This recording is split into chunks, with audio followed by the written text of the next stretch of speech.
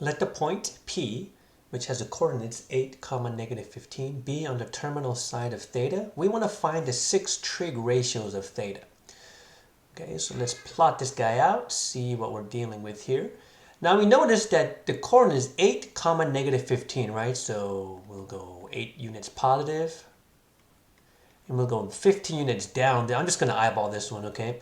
So let's just go all the way down here, right? So this will be the point 8, negative 15. Right, so we can do a couple things with this, right? This guy is going to be this angle here, right? We can call it theta or t or whatever, it doesn't really matter, right? We'll call this guy theta. So this is the angle in question. Now, one thing we should also realize here is that this length, okay, is not equal to 1. Okay, so what do we mean by that? A lot of people just assume, right, that, okay, cosine of theta is equal to the x value, and sine of theta is equal to the y value. So that means that cosine of theta is equal to 8.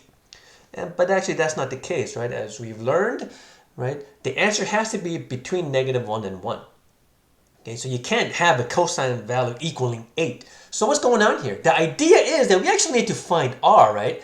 The cosine is actually x over r, and the sine is actually always y over r.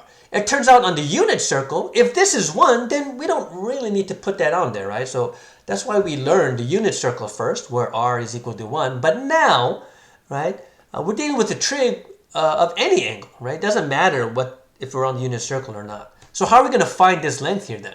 Okay, so we just use the Pythagorean theorem, right? X squared plus y squared equals r squared. Okay, so we got 8 squared plus negative 15 squared is equal to r squared.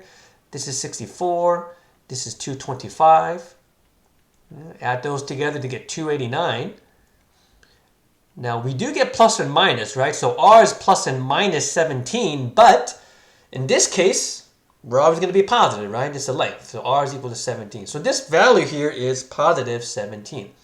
Now, we can also try to draw out this triangle, right? We know that this length, or this triangle here, right? So the x value is 8. Okay? And don't be fooled here, right? The coordinate is negative 15. It has a length of 15, right? So we'll just put that negative 15 there. And we know now that this length is equal to 17. So now we should be answering these questions, right? Cosine is not just x, right? But x over r, so we get 8 over 17. Sine is negative 15 over 17. And tangent is y over x. Okay, so negative 15 over 8. And of course, we should be able to get the reciprocal values here, right? Secant of theta, I'm sorry. So secant is just the reciprocal of this, which is 17 over 8. Cosecant is the reciprocal of sine. That's negative 17 over 15. Yeah, don't make that mistake, right? I was thinking or talking a little bit too fast here. The reciprocal of cosine is secant. The reciprocal of sine is cosecant. The reciprocal of tangent is cotangent, so that'll give us negative 8 over 15. Once again, because our point, or the terminal side, is in quadrant 4, we notice that the x values are positive, so cosine and secant are positive.